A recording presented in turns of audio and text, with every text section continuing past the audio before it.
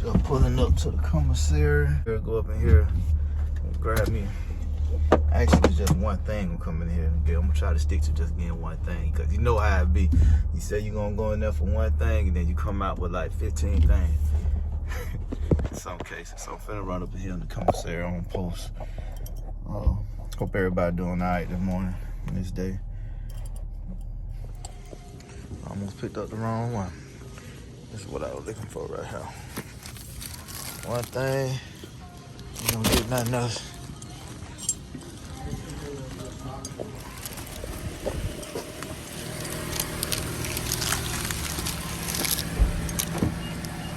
Hard to do. So, get back to it. Recruiting. Becoming an Army recruiter. If becoming an Army recruiter is something that you are interested in, hey, some things that you need to do. I say the number one thing is make sure you look into Army Regulation 601-210. All right, read and try to learn it. Learn from chapter 1 to chapter 4. All right, you'll get into all the other chapters on different things, but for you just getting into recruiting, that's gonna help you pass recruiting school to already be ahead of the game. That's the Bible of recruiting. AR 601-210. All right. So for me, you know, I was a recruiter from 2018 to 2021. A lot of things have changed. I ain't gonna say a lot of things have changed, but a few things have changed. It's a few people that I train that are still in recruiting, and they should be PCSing like, I want to say around June time frame. So, you know, just a few things to change, but recruiting is, to me, the hidden gem, one of the hidden gems in the Army. It's a good gig if you get voluntold or if you volunteer for it. All right, but don't take it lightly, right? Recruiting is a beast. Like, you're gonna have to recruit. You trying to find people to join the United States Army. That's not an easy task, right? Especially with all the things that's going on in the world right now. So you got to be mindful of all those things. At the same time, I think recruiting is rewarding. Recruiting is challenging, and it's definitely different. You know what I mean? It's not the same as the regular operational Army. All right, but hey, you're gonna be the billboard for the Army. Like, you're a walking billboard for the Army. So, you know, it's a lot of things that are expected of you, you know, at all times. Like, you definitely got to be professional. Like, at all times, you got to keep in mind you will be in high schools, you will be in colleges, you will be just in the community, right? So for the people, for the guys that are thinking about this, and you're like an introvert, you want to work on that. If you're a reserved person, you need to work on that, because recruiting, you're going to talk, right? And in recruiting school, they're going to give you the tools. They're going to set you up for success. But as the individual, it's on you to put in that work if you want to be successful. So also, one thing that'll help you all out in recruiting is social media. Like, you have to have social media. As I told y'all before, I was from 2018 to 2021. You know what happened at the end of 2019? COVID hit. And you think recruiting stopped? No, it did not stop. But what did happen is we did work from home. So that was real cool, working from home. You know, we worked from home for like a month and a half. So we had to adapt and we had to adjust, you know. So that's what we did. And with doing that, let me get up out of here. I'll try to get up out of here. Pulling up parking spaces. But anyway, with doing that, it lets you know that anything can happen. I mean, we was in the middle of a pandemic and we putting people in the Army, bro. Like, that was serious. So the social media presence for the Army kind of picked up a lot, because that's where we was getting most of our prospects, were on social media, especially during that time. The kids, some of them, you know, schools were closed down at some point. then, you know, we had lost access to the schools. They wasn't letting no recruiters come into the schools because of COVID. So yeah, social media is a big thing. So you want to make sure you have your Facebook account. You want to make sure you have your Instagram account. And if you're into TikTok, have a TikTok account. You know, have an X account. All those different things that are the people are on is what you want to have, right? To be able to recruit, because you want to be able to recruit in all areas, you know. So what's another tip I can give you all? Just know that a lot of people they say, oh, you was in the walk-in market. So like I was saying, some people say you might have a walk-in market, because you get a lot of people that walk in your recruiting station, you know, and they just think it's easy. But no, man, you got to put your feet to the street. You got to be out there. In some cases, you know, people do walk in, but 80% of those people are not qualified to join the Army. You know what I mean? So you just got to keep that in mind, because just because you find somebody who want to join the Army don't make them qualified. So, you know, it's things that they got to go through to be qualified to join the Army. What else? Just know you're gonna be doing, depending on, like for me, I did recruiting in Florida. So I was in Tampa Battalion. My company was in Orlando, and my actual recruiting station was in Altamont Springs. Shout out to those guys. Shout out to them. But we had to be in the streets, right? What they call face-to-face prospecting. I'm ordering some food right now. I'm rolling up. Get my food. 532. All right. There you go.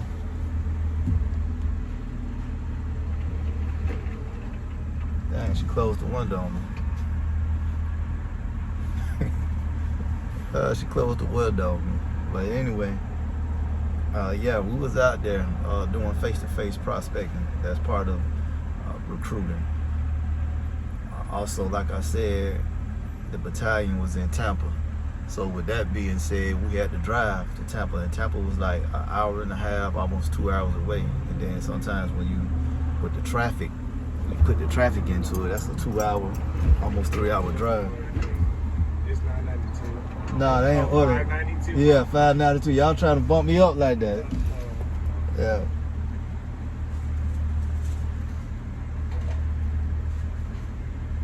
Try to bump up the price on me.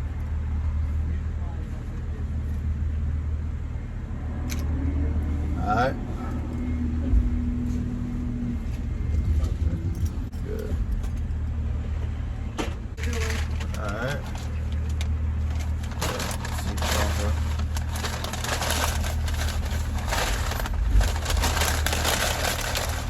All right. But yeah, you know, Tampa, it's like an hour and a half away. Like I said, add traffic, sometimes that's a 2 hour to 3 hour drive. You know what I mean? So that's a lot of driving that you have to do. So depending on where you at, you know, you can be anywhere in recruiting. That's one thing about recruiting. I'm gonna pick y'all back up, because I'm driving and get on this road. So yeah, so back like I was saying, you know, you're gonna be doing a lot of driving. You know what I mean? So just keep that in mind. Like, depending on where you at, like, you're gonna drive. You'll be driving. You'll be able to use the government vehicle, right? And so, of course, you'll have a government card to fill the gas. You know, to fill the fuel tank up. Put this one down a little bit. So yeah, none of that won't be an issue. So yeah, it's just like I said, just a few things you just got to take in consideration. You know what I mean? When being an Army recruiter, you know. So those are some things, you know.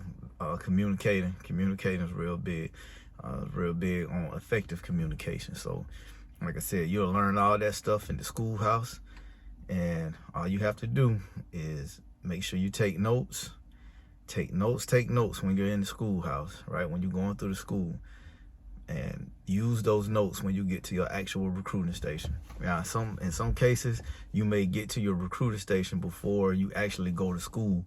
And if that's your case, hey, try to pick up as much as you can from your co-workers, from your station commander.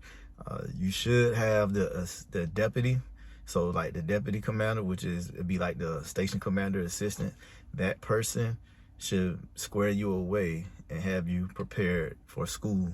So yeah, but once you do go to school, make sure you bring your notes back, because your notes will help you out, right? A lot, because you'll have that to refer to. Know too, when you go to the schoolhouse, you will create what they call like your Army interview, right? So if you don't have it now, start doing it. Like, start taking some cool pictures in the military, like you're in the Army, while you like don't know what your MOS may be, but you know, get some pictures, because in your Army interview you will make a, what is it, PowerPoint, right? So it's gonna be like a PowerPoint presentation. So of course, when you're a recruiter, so you're gonna be assigned a computer, you're gonna be assigned, well, a government computer, and you're gonna be assigned a government phone, right? So that's where you be conducting all your business. But on your government computer, you should have your Army interview. And when you set up interviews or appointments for people to come to talk to, and you have to talk to the parents, you pull up your PowerPoint, right? And you have that. And so that's just something to keep in mind, right? It's, you know, something that you can be ahead of the game with. So if you have pictures of you doing PT, if you have pictures of you in a military truck, or if you're airborne and you jumping out of airplanes and whatever such, or if you're 11 Bravo, if you're a infantry guy, all the cool training and stuff that you do, if you have pictures of those, that's gonna help. That's gonna help with your Army interview, right? Because you will have authentic pictures of yourself. So, and that's one of the big things too, to be successful in recruiting, is just your experience. You know what I mean? Everybody you talk to, everybody you approach, and they're interested in the Army, you're gonna be talking to them about your experience. You know what I mean? And I know it's a stigma out there that recruiters be lying and all this type of things. I mean, hey, to each his own, right? But I feel like if you keep it 100 with people, they're gonna keep it 100 with you. You know, like I said though earlier, like recruiting, it is a beast, right? It's not an easy thing, but once you get the flow of it, it can be easy, right? So it's just all about that individual, right? So you gotta hump, you know, like, I mean, you gotta put in that work, you gotta grind, right? As long as you putting in that work and it's paying off, you don't have anything to worry about, right? Yes, there's a few times you will work on the weekend, you know, and that's like certain events, you know what I mean? It's just pretty much events that you'll be doing. If you're not making quarter, if you're not putting people in as you should, then you may have remedial training on the weekend, you know, or it could be you staying late on a Friday and getting remedial training. But for us, we did our remedial training on the weekend. So yeah, it's just little things like that, man. One big pro about recruiting is they're gonna make sure you get the time to handle your business, right? So if you have kids, or if you're married, and you got to make, like, they have recitals or appointments, whatever you have to do recruiting, is they're real good at making sure that your family is taken care of, that you're able to get to those appointments with no issues, not like that. But you know, just like with anything, you got to bring that stuff up, right? Another pro thing about another pro for recruiting is, you know, you make your own schedule. And so with that being said, your station commander gonna hold you to that. So whatever you put in on your schedule, that's what you're gonna have to be doing. You know what I mean? So like, if you put in your schedule that you're gonna be at the gym from 10:30 to 12:30, you just say, well, I'm gonna say from 10:30 to 11:30, an hour, if you're gonna be at the gym, right? Hey, that's where you better be, right? And that's where you should be doing your thing at the gym. He's not gonna follow up with you, follow behind you, or anything like that. But you input all that stuff in your schedule, in your calendar, right? So like, you can be at Starbucks, you can be at the mall, you can be at stores, you know, just out, because with that time period, or whatever you put in your calendar, Like I said, I just said 10:30 to 11:30, but from 10:30 to 11:30, hey, you can be making phone calls for an hour, right? And that's another thing. You're going to be making phone calls. You're going to be doing a lot of phone calls, right? So you're going to feel like a telemarketer for a little bit. But, hey, it's just part of the job. You know what I mean? So, yeah, you'll be in the office making phone calls, calling people. We do what they call hot knocks, right? You know, that's a little lingo for the recruiters. We do hot knocks. Hot knocks is where you have a student or a person, they're in the system, and you have their address. And so you actually go to that person's address and you knock on that door and see if that person there. If that person opened up the door or a parent opened up the door, you have to communicate with them. But, you know, like, hey, I'm starting first class. Like, well, I'm starting first class now. Like, hey, I'm starting first in class, John Doe, and you know, I'm here. I'm looking for such and such. And, you know, they say, oh, he's here. Hold on a second. They'll go get him, or they'd be like, he's not here right now, but how can I help you? Well, boom, I'm an Army recruiter. You know, I work at the local recruiting station, and boom, boom, boom. You know, and you just go into your spiel. You know what I mean? So, that's what a hot knock is. So it's little things like that you will have to do. So like I said again, if you're an introvert, you know, or you're a reserved person, you know, just work on your communication. If you're not used to being in a, let me see, if you're not used to talking to groups, right? Listen, you will, in the high schools, you will be doing presentations, right? In the colleges, you will be giving presentations, right?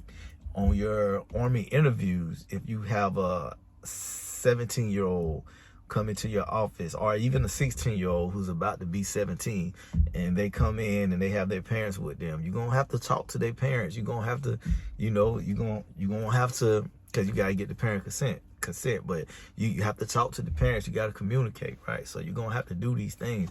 So if you are married, or if you got a homegirl, if you got a homeboy, or anything, friends, do role playing, you know. Be like, hey man, I'm getting ready to go to recruiting, man. I need you to help me out, man. I need you to act like I'm trying to put you in the Army, and just talk to them, you know. Be like, hey, you know, and let them, because you never know what you're gonna get into. Some people are like, they don't want to hear you. They don't want to hear you. They don't care that you're in the Army. Like, they don't care about that, right? So they don't want to hear what you got to say. You know what I mean? And with that, you just got to be willing to be like, oh, okay, have a good day. Keep it moving. You know what I mean? But at the same time, you can't take a lot of this stuff personal, man. You know, it's a job. It's a job. But, you know, I've just decided to jump on here and give y'all a little bit info on Army recruiting. You know, it's like I said, I feel like it's a good gig. If you get voluntold to do it, or if you volunteer to do it, hey, you can be successful, you know. But at the same time, like I said, you got a lot of people who've been voluntold, right? They did not want to do recruiting, so they came in there with that energy that they didn't want to be there, and they had a bad experience. Everybody experience ain't the same, you know what I mean? So it's like, if you got a station commander that's really can be like a pain. And when I say a pain, I mean like just really on some dumb stuff, like making y'all stay late, you getting home late, if you're not putting people in the Army, you know, he's on your case, but not doing anything to try to help you get better, then yes, your life can be a little miserable, you know what I mean? So, you know, but you got to take that with a grain of salt. You know, you got to just figure it out and do your thing. You know what I mean?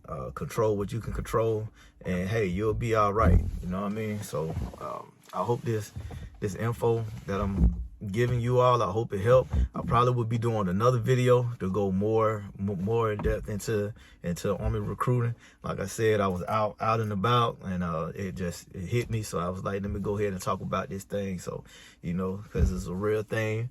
You know, we out here. You know, well, I was out there. I'm not out there now. I'm in the operational Army, doing operational Army things.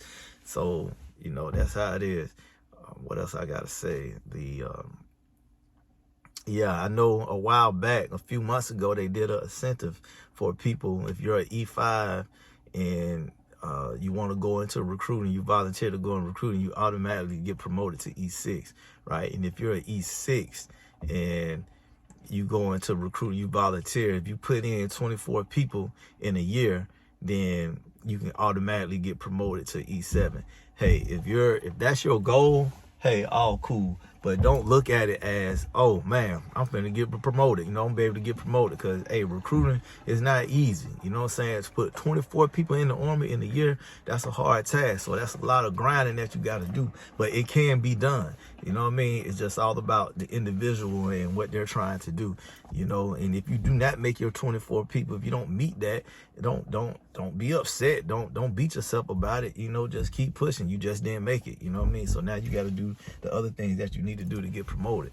But it can be done. So for those who are pushing for that, hey man, good luck. You know what I mean? Because it's tough. Recruiting can be hard, but at the same time, it can be easy. But again, it's on that individual. But yeah, just, you know, tapping in on a little bit. So, you know, till next time, hey, peace.